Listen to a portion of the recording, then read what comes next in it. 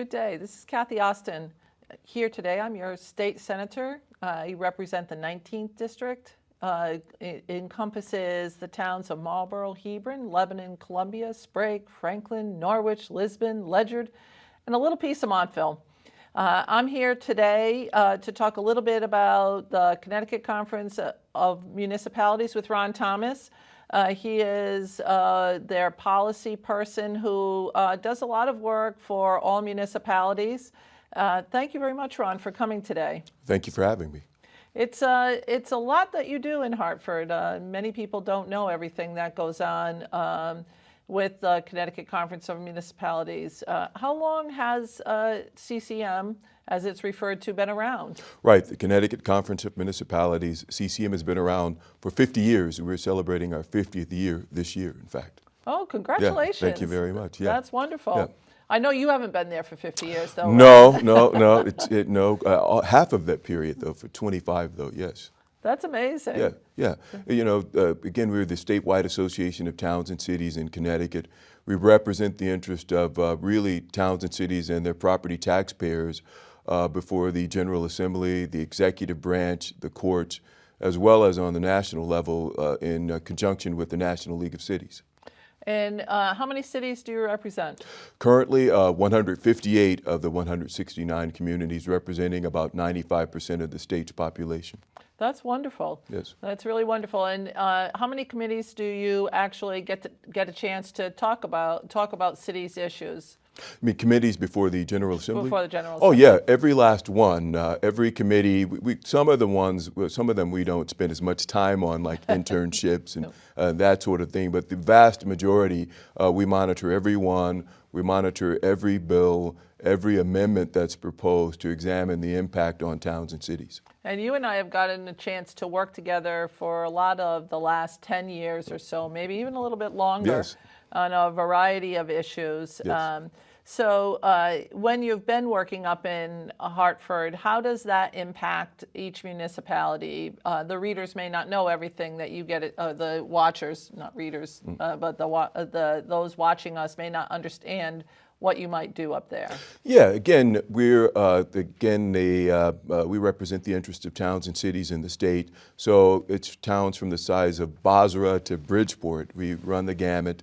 And we try to make sure that the interests of taxpayers are represented, property taxpayers are represented up at the state capitol. So we examine everything from state aid to towns and cities, in particular things like aid for public education, youth service programs, environmental programs, programs that deal with roads and bridges, that sort of thing. So any sort of issue that is of concern to your first selectman, mayor, board of selectmen or council members, or a property taxpayer, we're on the front lines of those types of issues. And some of the issues that you also deal with different state and federal departments regarding the regulations that they may put out, because not all regulations are voted on at the General Assembly. Absolutely. One of the quiet things that really need focus is the issue of rules and regulations. As you well know, as a state senator, what happens is that people up at the Capitol, the General Assembly, passes legislation, say, on lead poisoning or something like that, some important issue. But then they leave it up to the department to kind of do the procedures for implementing that particular law, and that can be very, very complicated. So we watch that sort of thing, the regulations to examine the impact on towns and cities and property taxpayers. But that's a very important part of what we do. We work with the various state agencies on issues of concern to towns and cities and boards and commissions, that sort of thing.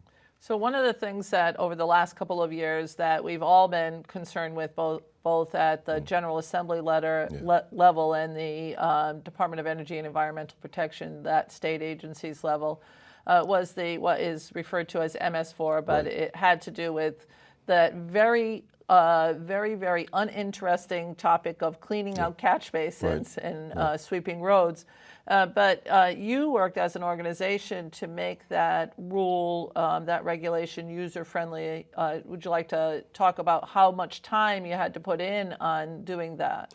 Right. We worked on it for at least a year, maybe even a year and a half before we were able to reach some agreement with the Department of DEEP on it. You know, one of let it be said at the very beginning that CCM is very concerned about the environment and making sure that we have safe drinking water, that sort of thing. We are second to none in terms of wanting to ensure public safety. But we also wanted to make sure that the procedures made sense and that they weren't overly costly to towns and cities and property taxpayers. The rules, when they were first designed, would have cost towns and cities in the neighborhood of $100 million. And $100 million over the spread out throughout the state would have been a pretty hefty property tax increase for people.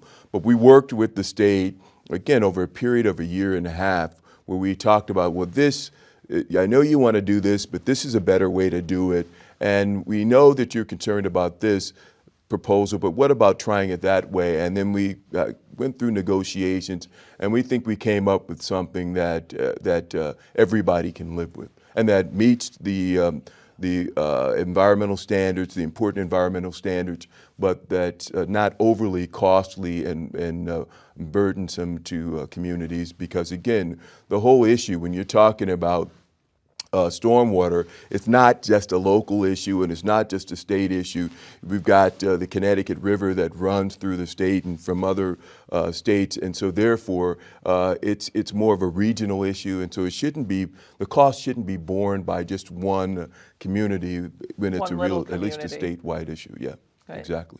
And so you found the state agency to be amenable to those changes. Obviously, I think that they recognized that there had to be changes in what they originally decided to put out. It was sort of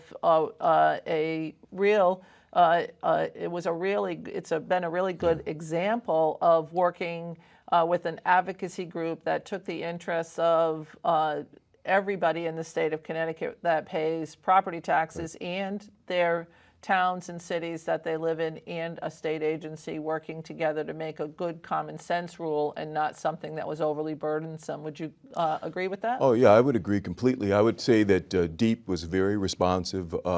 The Commissioner Klee was very responsive.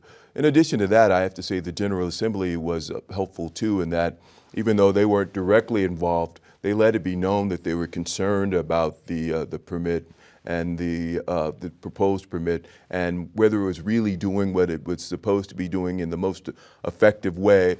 And I think that kind of pressure, if you will, helped in terms of our discussions with DEEP. But it is a great example of cities and towns and a state agency working very well together with the General Assembly, kind of saying, this is what we want you to do. We want you to work together and come up with a resolution that works for the citizens of Connecticut. So by doing that, the committee that I'm the chair of on planning development put some pressure on the Department of Energy and Environmental Protection, along with the Environmental Committee, because we were all concerned about doing it the right way, with having something in place that made common sense. And so it was a way to do it without passing another law, and required people to sort of work together. I thought that that is, while certainly not a sexy topic, it's about cleaning out catch basins and managing stormwater, was a really interesting piece of government working as it should. Right. Well, plus, I mean, again, this is a federal law that was imposed on the state, and the state had to make a determination about how to implement this law. But I think it was something that we all learned from, and I think if we were all kind of starting it over, I think we would say, look, let's just sit down and have a discussion about how to proceed with this. And I think that's what all the parties would say would be the best way to do from here on out. And I think the next time, that's how it will be done. Well, my understanding is, nationally we've all been hearing about Flint, Michigan, Right. and the issue that happened with the lead poisoning that Yes. happened in the drinking water Sure. of that community. And I think that in my conversations with the Department of Public Health, we're going to see some rules that are going to roll out so that does not happen in the Right. state of Connecticut. I foresee your organization working with the Department of Public Health to make sure that we are instituting good rules that make common sense, that protect our people. Absolutely. Absolutely. It's something that we're very concerned about. We've had discussions with some of our mayors and some of our first selectmen who were very concerned about making sure that what happened in Michigan never happens here. CCM participated in a panel discussion with Senator Chris Murphy over the weekend on this particular issue. And I think we're, as a state, are really looking into it now to make sure that it doesn't happen here in Connecticut. But it's the partnership that needs to happen where the state officials, local officials, and municipal officials are working in partnership. And you work as sort of a mechanism that is like a piece of the puzzle that brings all those pieces together and represents that interest with everybody. I think that that's a very important thing to know, that that's what your role is to bring everybody together. Exactly. I mean, we're a rather unique organization because, again, like I said, we represent the smallest town of Union and the largest community in Connecticut of Bridgeport. Very different, not only in terms of populations, where they're located in the state and that sort of thing, but we're the entity that brings all of those communities together and their priorities and concerns, and we bring those to members of the state legislature as well as our congressional delegation and other entities. We work with the regional entities, the councils of government, that sort of thing on behalf of towns and cities. And when you've got all of those entities working together, it really makes for a better Connecticut. I agree with you. I think that, I've had such a great opportunity to work with CCM and to work collaboratively on a variety of issues, which allows for lively debate. But I think that not only lively debate, I think that it actually gets, I actually happen to like a good debate because I think that you can point out the 2 or 3 or sometimes 4 sides of an issue and get something done that that is good for all involved. It's something that I think is interesting. You also get involved with public policy on educational issues. Sure. Is that something that you could talk a little bit about? Yeah, I think it's safe to say that CCM is one of the leading proponents of things like education, finance reform. We're wanting to make sure that towns and cities have the proper resources so that we can provide a world-class public education for our children. We believe that world-class education is essential to Connecticut's economic development, not only for people realizing their potential, but again, for the general future of the state of Connecticut. So we're very concerned about the kind of education-related funding that towns and cities get, what sort of rules and regulations under which school boards have to operate under. That sort of thing is what we watch, I think, more closely than just about any other entity up at the state capitol. And one of the things that people always are concerned about is special education costs. That seems to be one area that we have not, as a state, kept up to the actual costs, and not necessarily from state funding, but it also has to do with what we get from the federal government on funding for special education. Through what that passes through the State Department of Education. If you wanted to talk a little bit about special education costs. Right. I mean, you're absolutely right. It is one of those things where there are huge federal requirements, and I think even our congressional delegation would admit that the federal government is not properly funding. They're not living up to their part of the obligation in terms of special education costs. And then, of course, there's the state and its obligation to assist with special education costs. CCM believes that there should be a state takeover of special education. So for several reasons. One is it would help the parents by ensuring that whether you live in Western Connecticut or Eastern, Northern, Southern Connecticut, that you would be ensured that your child would have a similar experience and level of service. But also it would help out towns and cities by making sure that there aren't those huge fluctuations where there could be depending on what happens in a given community over a given year. So it's one of the things that we've been talking to state officials about over a period of years. I think we've gotten some traction, at least in terms of people understanding the good that's meant to come as a result of the law, but that there needs to be some significant reform again to help ensure that there's a similar experience for every family and to make it run in a more cost-effective manner. So special education is something that sometimes puts people with children at odds with people without children. And by having this mechanism, it would not create some animosity that might happen in some communities should a special education child move into the community. And in small communities, you really can't protect the privacy of people. Everybody knows who everybody is. And that's always been a concern of mine representing of the 10 towns that I have. 8 of them are very small, and so it's really a big concern in those communities that that special education costs and the impact it has on the town side of a budget. So. Right. The truth is that you're right. One particular family could have a significant impact on a municipal budget.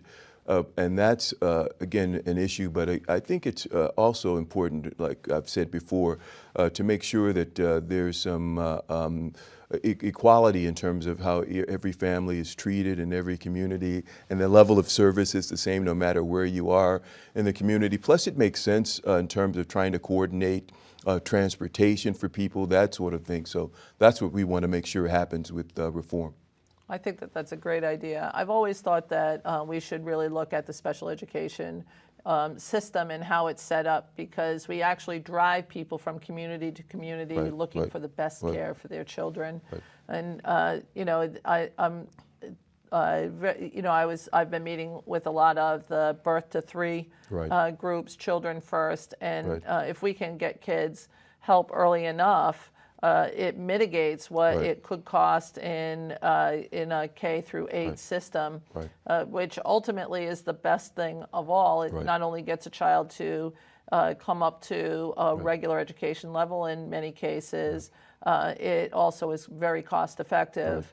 And I think that that's something that should be recognized is many of the kids identified as having issues in a birth to 3 find out by getting the appropriate care during those very early formative years. When they get into a regular kindergarten through 8th grade school system, they don't need the special education needs at all. So. Right. I think the stats are, I mean, this is across the board, that I think the stats are that for every dollar you invest in early childhood education, you save $7. So, and I think it helps close the achievement gap, a variety of sort of things that we should all be concerned about. So I think those investments are true investments that we should all be willing to make. I agree with you. I think that that's something that makes a lot of common sense. Again, going back to the common sense method of looking at things and sort of trying to figure out what the government spends money on and where can we be sort of the most frugal with the best results. You know, this whole issue brings up early childhood development. Early childhood development brings up an issue that people perhaps won't know about CCM, but we've looked into that issue maybe about 10, 15 years ago, and we got a grant from the Robert Wood Johnson Foundation to help mayors and first selectmen understand the need to be involved in early childhood education issues. And so it was one of those instances where CCM was looking at an issue that we thought, looking at this trend and saying we need to get mayors to understand their role and how they should be involved in this. And I think we really did a good job in terms of orienting mayors and having them more involved. And I think that if you look around the state, a lot of mayors and first selectmen are kind of leading the charge in terms of talking about early childhood education. And I think that that's the way it should be, because local communities understand what's going on within those local communities probably better than anybody else. Yeah, absolutely. They bring that idea right to the forefront. Another big issue that CCM has sort of weighed in on a little bit is the criminal justice reform that's going on in the state capitol. We've done some significant work in what's popularly referred to as the Second Chance Society. Have you any thoughts on CCM's roles in that policy change? Yeah, sure. CCM is very interested in what happens to the people who serve time in prison or some facility, and what happens to them once they come to a community. We want to make sure that anybody who does come back to a community, one, doesn't commit other sort of offenses that take them back to where they were, but we also want to make sure that when these people come back, that they're able to assist their families, assist themselves, and have the tools in which to do that. So for years, CCM has been pushing for programs and services for people on the local level to help them live independently, to provide them with the skills and trainings so that they can begin to realize their potential, and again, be people that their families can depend on financially and emotionally. And I think that this goes back to when you talk about a good policy that results in better spending of state dollars. Right. I think that it's proven over and over again that if we can work on this Second Chance Society, that the potential for decreasing the costs in one of our most expensive state agencies, Exactly. In the Department of Correction and the Department of Public Safety, we could see some significant changes here. Right. What do you think that we're going to see in regards to policy that changes this? Good policy, frugal. Well, again, we see it as an investment, and therefore you put into this and you get something out more than what you put in. And so what CCM has in our legislative program, among other proposals, again, are services and training for people, not only people who are in prisons, but for people who are in different types of facilities, drug treatment facilities, that sort of thing, so that once they're out, they're able to get the support that they need to help them, become the assistance providers to the people and their families. I am optimistic. I am hopeful. I do know that a lot of people in both chambers, on both sides of the aisle, want to make sure that that once people come back to the community after being either in prison or some other facility, that they're able to be more productive members of the community, and everybody wants to make sure that they have the tools that they need. I thought this was an interesting policy discussion over the last year or so, and it actually changes in the Department of Correction have been being talked about for the last decade or so, but in the last year or so, we've talked a lot about this policy. It's actually supported very much so by the business community, because they see it as a method for them to have a better workforce. Right. And they also look on it as a way to decrease costs for them. And I think that they're absolutely correct. I think we can make some significant changes here, as you say, from both Democrats and Republicans, and the business community and municipal organizations and the general government sides of things. I think we can see some significant changes in what we're doing here. Yeah, as you said, I mean, there are a variety of groups that you might not think would be really looking into this, and I know the business entity has been very concerned about it. We've been very concerned about it, as well as people who work in that industry are very concerned about it. So when you've got that combination of people, including the governor, who is a former mayor, who's concerned about it and wants to make sure that and one, people get to realize their potential more, that they don't become involved in the criminal justice system again. It's just a good investment for the state. And that leads us to some of the other policies that are happening. We're looking very seriously at the opioid almost crisis in the state. It's filtering down or up from states all around us. This is becoming a national discussion on the addictive qualities. We passed some legislation last year, supported by many of the communities that you represent, on the abilities to have Narcan out there. So I didn't know if you wanted to speak a little bit about that policy. Sure. Yeah, CCM has been very interested in this issue for a long time.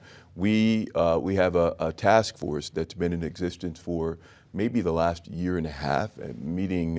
We met during the summer almost monthly, and we had a series of proposals that we brought to the legislature last year. And in fact, we just had a meeting of our task force last Friday, I believe. But yeah, we're very interested in it. Rudy Marconi, the first selectman of Ridgefield, is the chair of our task force. We realize that there's a big problem here in Connecticut that really needs even further study, further examination. And we were last year one of the ones that were saying that first responders and others need to have access to Narcan, and even frankly, the average persons in other states, I think it's, don't quote me, but I think it's Rhode Island, where you can go to a Walmart or someplace like that and be able to access it. So we're very much in support of further legislation, because unfortunately the problem hasn't really dissipated. It's still very much a big issue, and we're glad to see that the state and a lot of state legislators, as well as municipal officials, want to see more happen. So I'm optimistic about that this year too. I think it's something that we absolutely need to look at and have from a variety of mechanisms. We're getting almost towards the tail end of our little talk here, but I really want to thank you, Ron. If you could give people your name and title at CCM so they know that, so. Sure, be happy to. Again, Ron Thomas, Deputy Director, Connecticut Conference of Municipalities. CCM's website address is ccm-ct.org. We urge everybody to come there, look at the types of information that we have. You can get information on the various sort of public policy reports we have. We come out with town-by-town numbers on the budget, that sort of thing, and that should be coming out perhaps Thursday after the governor releases his budget. And you'll be able to get a lot of information, including information about our workshops and seminars, trainings. We have a convention, two-day convention this year, so a variety of things that you'll be able to look at on the website and get information on. Well, thank you very much for coming. I really appreciate it. I think it's always good to give people as much knowledge about everything that happens up in Hartford and around the state of Connecticut. It's really been a pleasure to have you here today, and maybe you'll come back again. I'd love to. Thank you for having me. I look forward to coming back again.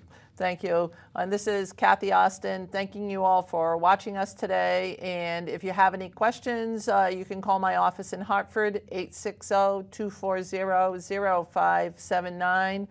Give me a call anytime, and I'd be happy to talk with you. Thank you so much.